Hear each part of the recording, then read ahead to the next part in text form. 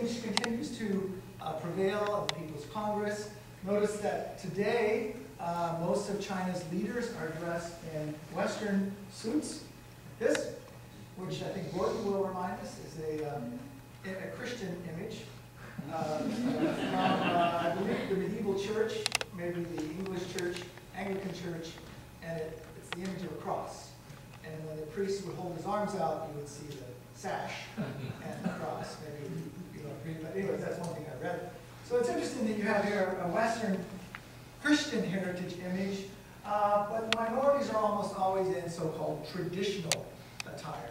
The Han Chinese representing the majority are in Western, and I would argue modern attire. And that's a very important image of this. Also, China we have tended to see as a bordered country. This is our image of China, the map of China. We rarely see it as a very diverse and plural place. And of course, most of you here know that these peoples of China is a good video. I'll skip over this one. I know that it was a NOVA documentary called The Hidden Peoples of China.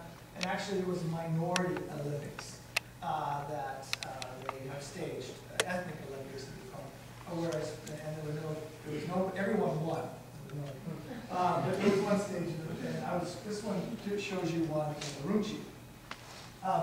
So this kind of celebration, diversity, plurality, is something you see in theme parks. I've written about this around the country.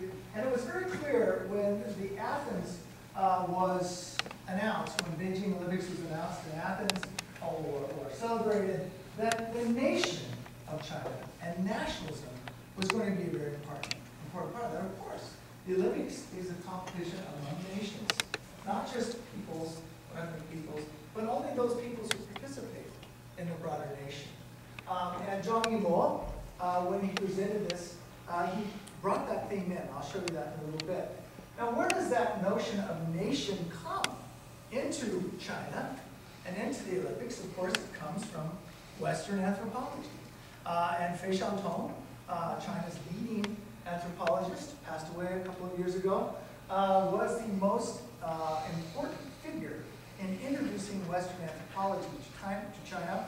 And it was his idea that the national minorities and the nations were important for understanding development in China and progress and modernity. He was very much part of that modernization paradigm, but he was also a Marxist. And using Marxism and Engels' theories of the family, this idea of nationalism was easily mapped on to China's notions of progress and development. Most important in this endeavor was Lewis Henry Morgan, the American anthropologist, and his theory of the ancient society. Now, in this theory, in this idea, you can still go to his tomb in Rochester, New York.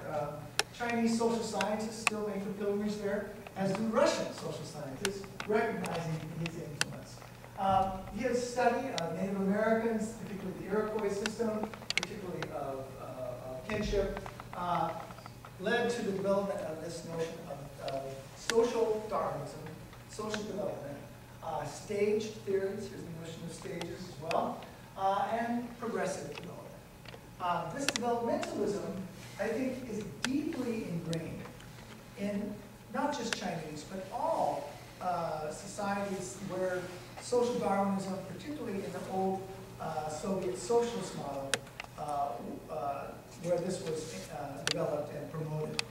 We find this not only just in the former Soviet Union, Russia, China, but also all throughout Eastern Europe and Southeast Asia, particularly in Vietnam.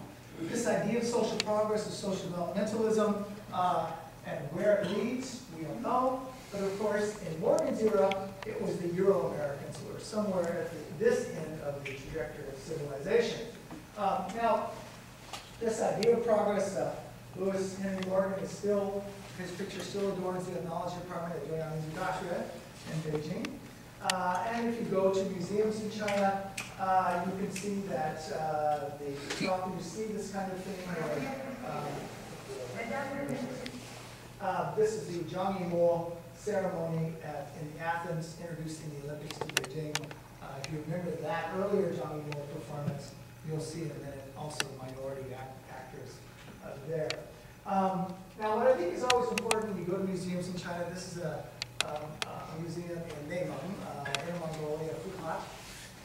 There you see generally, again, this representation of minorities in so-called traditional costume, and then the Han in a Western suit. Again, this kind of staging, this kind of staged identity. And it's not just adoption of Western dress that is really being shown here. It's really the notion of stage development. And the idea that minorities are somewhat behind the Han. In fact, if you read Fei Xiaotong, he says very clearly that, in that last quote, you go back to it, that the Han are at the forefront and they're leading the way. Interestingly enough, for Fei, Professor Fei, who I knew quite well and I met with him many times, he was very convinced that it's only through progress and development that China can catch up to the West. So for him, the West was somewhere ahead of China. The Han were ahead of the minorities. And China itself was ahead of other third world countries, leading the way, trying to catch up. Of course, Japan figures in here very clearly somewhere. But this notion of social development is very important. And nationalism becomes a vehicle for that, and the idea of identifying nation. Religion also plays an important part about this, and we'll talk about that in a little bit. Now, when you see these kinds of representations, these books of minorities, almost like baseball cards with statistics on the back, population, you always get these population numbers. Minorities are also traditional. The Han Chinese are generally Western style clothing. Now you get a little more folk culture, folk museums, Han folk culture, regionalism, but still in the national books you get this kind of imagery.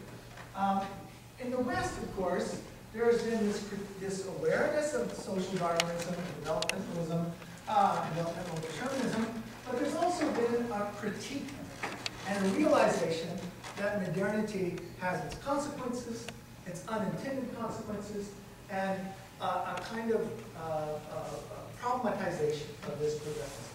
I think this is just emerging in China. I think this economic crisis will really push the Chinese to reconsider this model. I think this may be a good thing for China, because until recently, to get rich is glorious, catching up to the West, surpassing the West, was the goal, and it's through economic prowess, through economic development. And if you leave a few people, minority groups behind, that's the price of progress. That's the price of modernity. And of course, in Marxism, the idea that social Darwinism was development, that nationalism was a stage just beyond feudalism that would be surpassed by eventually a return to communism. So it was always the idea of a stage development position. The problem is that China's sort of been mired in this